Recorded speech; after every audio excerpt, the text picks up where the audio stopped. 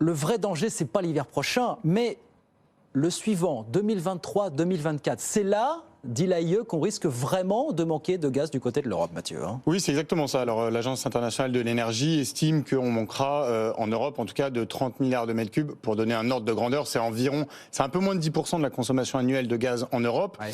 Ce qui peut paraître pas énorme compte tenu de l'ampleur de la crise du gaz. Elle souligne qu'il va falloir effectivement des efforts très importants sur la demande et donc faire des économies d'énergie, ça on le sait, mais elle met le doigt sur un autre sujet qu'on n'a pas encore tous en tête mais qui est très important, c'est le remplissage des stocks de gaz. Oui. L'hiver qui va commencer dans quelques semaines, l'ensemble de l'Europe l'aborde plutôt dans une situation pas trop mauvaise, dans la mesure où tous les stocks sont à 100%. Ouais. Évidemment en France, mais aussi dans les autres pays. Or, l'année prochaine, il va falloir les reconstituer, ces stocks. On va les consommer pendant l'hiver, et alors qu'en général, on ne les consomme pas beaucoup, quand il n'y avait pas de sujet de pénurie de gaz, là, on va les consommer. Donc, on va sortir de l'hiver avec des stocks très bas, et il va falloir les remplir. Or, on n'aura plus du tout de gaz russe, ce qui est très différent de ce qui s'est passé cette année, car avant que les Russes coupent les livraisons de gaz, la France notamment et les autres pays européens ont rempli les stocks avec du gaz russe. Jusqu'à une époque très récente finalement. Exactement, et nos stocks en France sont remplis essentiellement avec du gaz russe. Ce ne sera pas le cas l'hiver prochain pour l'hiver 2023-2024.